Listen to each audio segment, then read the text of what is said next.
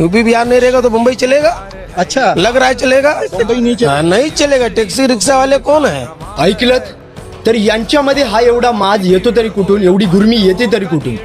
अरे ज्या महाराष्ट्रामध्ये तुम्ही राहताय, जो महाराष्ट्र तुमची पोटं भरतोय, ज्याच्यामध्ये तुम्ही कामधंदा करताय, स्वतःच्या परिवाराला कुटुंबाला सांभाळताय, त्याच्यामध्येच काम करताय आणि त्याच महाराष्ट्रामधल्या काही परंपरा भाषा तुम्ही जर बोलू शकत नाही तर तुम्हाला काय अधिकार आहे? आणि वरून तुम्ही दादागिरी करता की मराठी नाही आती नाही आई तो क्या हुआ. अरे ठीक आहे, तुम्ही असंच जर जाऊन तामिळनाडू चायना वगैरे या साईडला वगैरे जा, तिकडे जर त्यांची भाषा जर तुम्ही बोलला नाही तर तुम्हाला तिथे काही करायलाच जमणार नाही आणि तुम्हाला करायला देणार पण नाही, कारण तिकडची लोक ही त्यांची भाषा ही सर्वप्रथम जपतात. महाराष्ट्रच असं आहे ज्याच्यामध्ये कोणी येतं, कामधंदा करतं आणि आपलं जीवन जे आहे ते जगतं, पण महाराष्ट्र कोणालाही धुडकावून लावत नाही.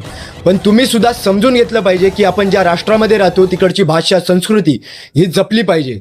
काही सरकारी किंवा कसलाही राजकीय मुद्दा नाही आहे, तर ही स्वाभिमानाची महाराष्ट्राच्या संस्कृतीची गोष्ट आहे जी तुम्ही जपलीच पाहिजे. राजकीय मुद्दा म्हणून या गोष्टीकडे दुर्लक्ष करू नका. आणि जे कोणीही हिंदी लोक हा व्हिडिओ बघतायत त्यांनी एक गोष्ट समजून घ्या, तुमच्यावरती कोणी जबरदस्ती करत नाही, पण तुम्ही वर्षोनवर्ष इथे राहता, इथे कामधंदा करता, तर तुम्हाला ती भाषा तरी यायला पाहिजे. कारण तुम्ही एकदा मराठी माणसासोबत मराठीमध्ये बोलून बघा, तो माणूस तुम्हाला आयुष्यभर विसरणार नाही आणि तुमच्याबरोबर तुमच्या भाषेमध्ये पण बोलेल, पण तुम्ही त्याच्यासोबत त्याच्या भाषेमध्ये सुद्धा संवाद केला पाहिजे.